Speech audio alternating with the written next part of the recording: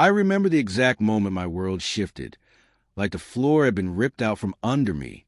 My phone buzzed at 9:17 a.m., a small, harmless chime. I expected a cheerful good morning from her, or maybe a simple update from the trip she'd announced the night before. Instead, the screen lit up with something that made my stomach knot. "Can't wait to see you tonight." Last night was amazing winking face. I stared at it, my thumb hovering over the phone as if touching it might make it vanish. My mind raced. That wasn't from her sister. That wasn't a few days away message. That was from someone else, someone she'd never mentioned. The day before, she had hugged me tightly, whispered that she needed a little break to clear her mind, and said she'd stay with her sister for a couple of days. I hadn't questioned it at the time. Life had been exhausting, and I trusted her. I always trusted her.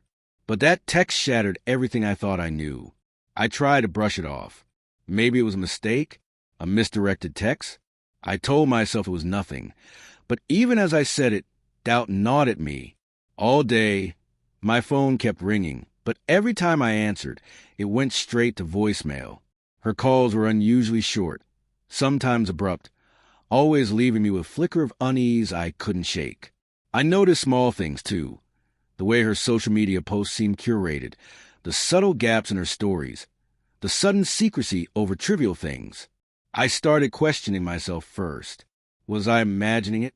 Was I being paranoid? I replayed every argument, every silence, trying to convince myself I wasn't seeing what was there. But intuition is a sharp, merciless thing. By evening, the doubt had turned into a pit in my chest I couldn't climb out of. Then it happened. Around 8:03 p.m., my phone vibrated again. I hesitated, afraid to look, but my hand moved on its own. A single message. "Can't stop thinking about last night. When can we meet again?" I dropped the phone onto the couch and sat there, frozen. My living room, my quiet sanctuary, felt alien. Memories of the last week, the laughter over coffee, her hand in mine, the way she looked at me, now stung like tiny, cruel betrayals. Every inside joke felt tainted. Every whispered, "I love you," hollow echo. I didn't call her. I didn't text back. Instead, I started digging.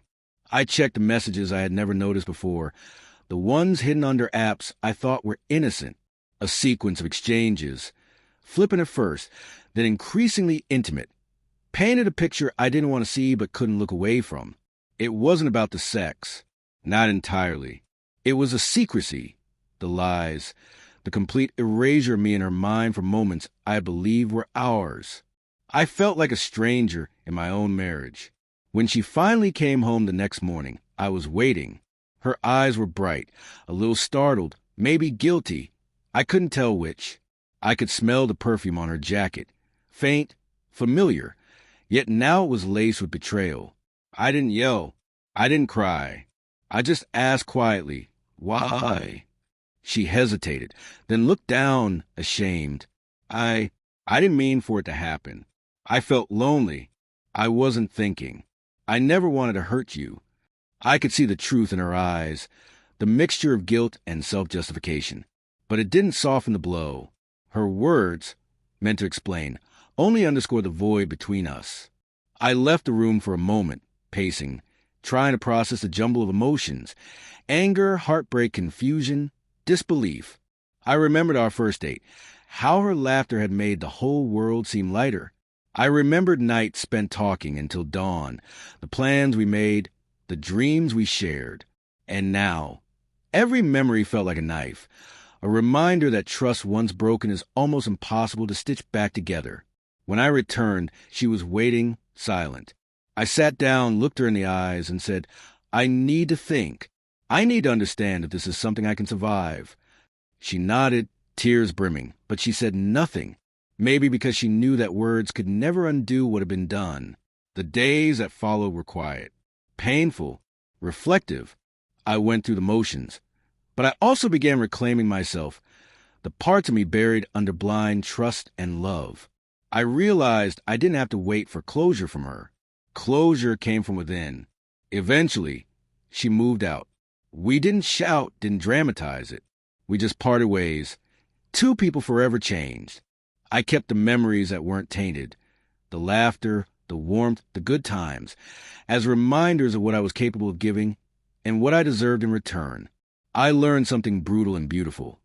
Love is sacred, but self-respect is non-negotiable. Betrayal will break you if you let it, but it can also forge strength you didn't know you had. That morning, when I saw the truth in a single text, I thought my world had ended, but in facing it, I found a quiet strength I hadn't known existed, and for the first time in a long time, I felt like I could breathe again.